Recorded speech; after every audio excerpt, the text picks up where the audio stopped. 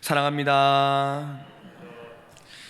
2021년 9월 전 세계를 휩쓸었던 넷플릭스 드라마 오징어 게임을 기억하십니까?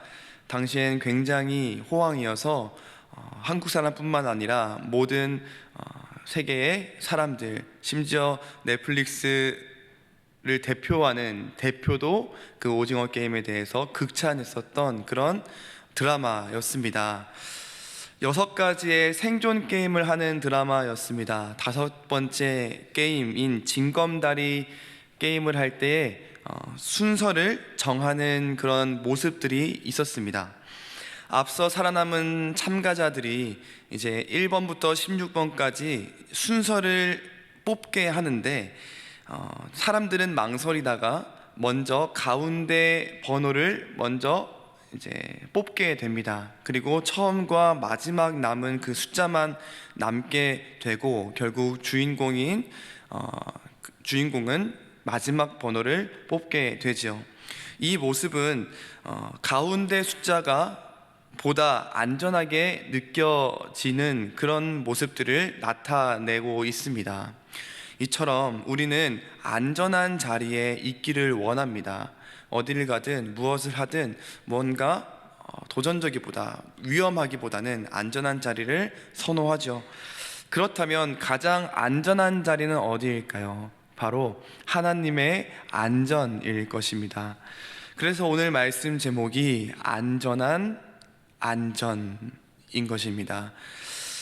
앞에 쓰인 이 안전은 어떤 일이 생기거나 위험이 생기거나 사고가 일어날 염려가 없다는 그러한 안전을 뜻하는 것이고, 뒤에 나타난 이 안전은 존귀한 사람이 앉은 자리의 앞이라는 그런 뜻을 가지고 있습니다. 고로 우리에게 가장 안전한 장소는 바로 하나님의 안전이다라는 것입니다.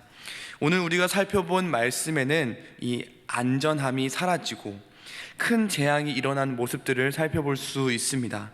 어느 날 제사장들이 모여 사는 성읍인 놉이라는 곳에 살고 있는 모든 제사장들이 억울하게 참수형을 당하는 그런 일들이 일어나게 됩니다. 왜일까요? 21장부터 살펴본다면 사울에게 쫓기는 다윗이 이 놉이라는 곳에 방문하게 됩니다.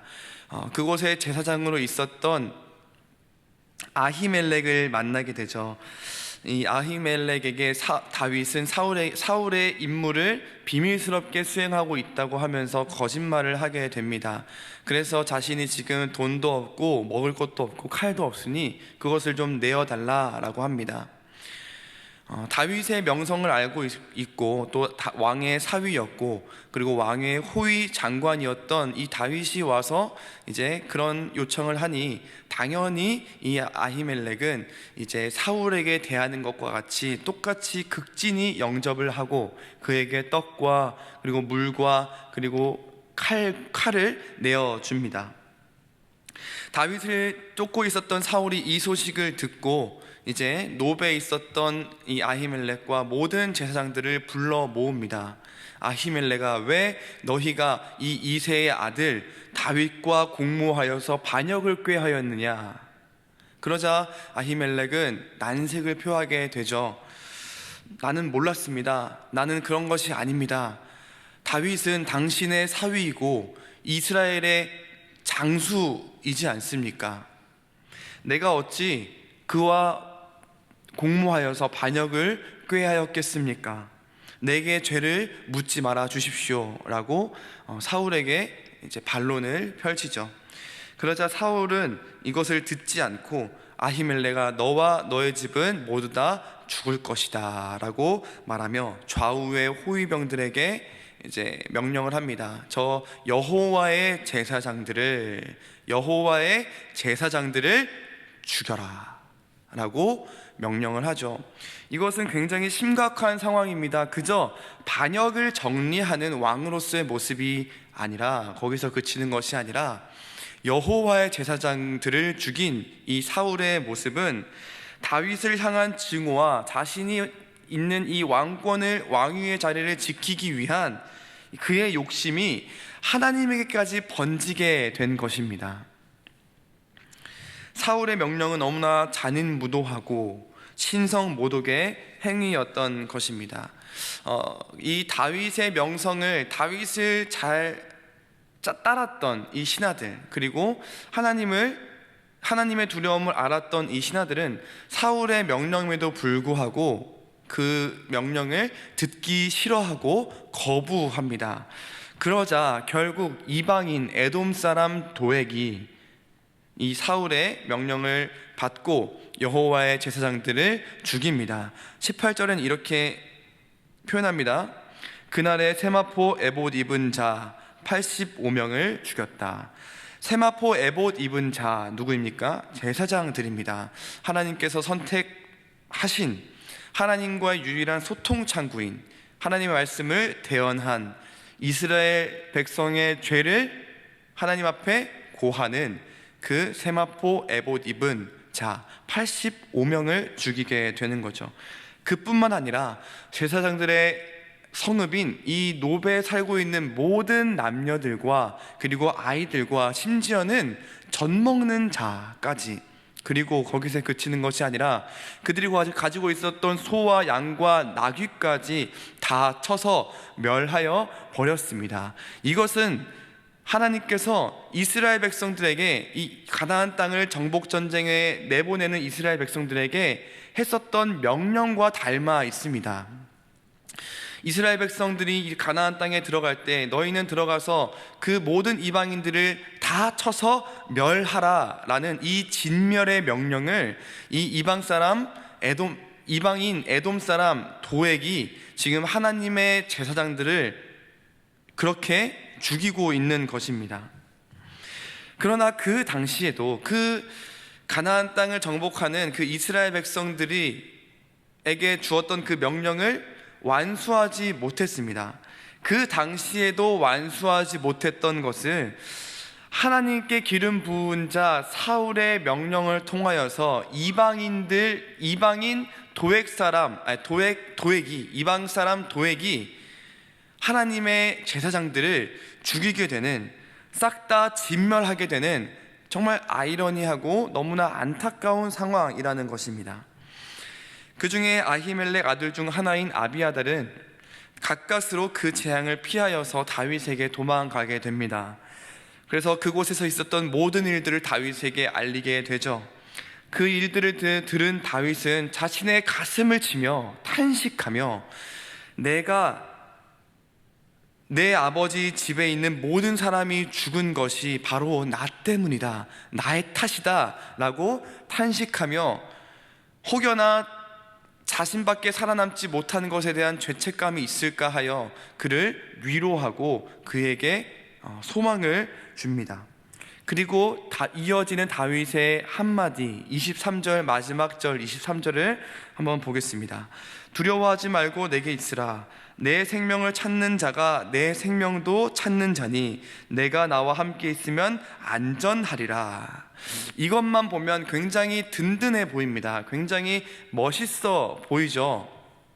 근데 사울에게 쫓기고 있던 다윗이 할 말은 아닌 것 같습니다. 살기 위해서 급히 도망가느라 돈도 없고 먹을 것도 없고 빵도 없고 칼도 없었던, 살기 위해서 미친 척 행세를 해야만 했었던 그 다윗이 할 말은 아닌 것 같습니다.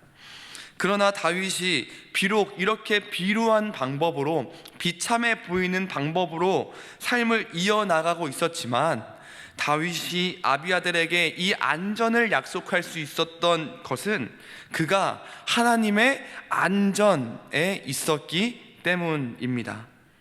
다윗이 강해서 능력이 있어서 살아남을 만한 힘이 있어서가 아니라 내가 나와 함께 있으면 나와 함께 하시는 하나님을 인해서 너는 안전할 것이다 라고 약속한 것입니다.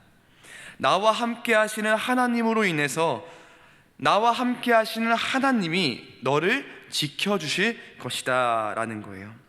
다윗이 비록 쫓기는 인생이었지만 죽지 않을 것이라는 확신이 다윗에게 있었습니다. 하나님이 인도하시는 삶은 초라하게 끝나지 않는다는 믿음이 그에게 있었던 것이죠. 비록 상처 입고 쫓기는 인생이지만 우리는 이런 선포를 할 수 있어야 합니다. 이런 다윗의 말을 보고 허세 부리는 거 아닌가? 지금 빵도 없고 칼도 없고 지금 살기 위해서 미친 척하면서 수염에 침을 흘리며 그렇게 살아가는 구멍을 찾기 위해서 애쓰는 다윗의 모습인데, 네가 나와 함께 있으면 안전할 거다, 나와 함께 있어라 라고 이렇게 안전을 약속하는 것이 허세처럼 보일 수 있습니다. 그러나 그것이 바로 믿음인 것입니다. 주위에 상처 입고 연약한 자들보다 내 처지가 더 연약하여서 안쓰럽고 그런 말을 할 입장이 아닌 것 같아 보여도 우리는 그것을 선포할 수 있어야 한다는 것입니다. 왜냐하면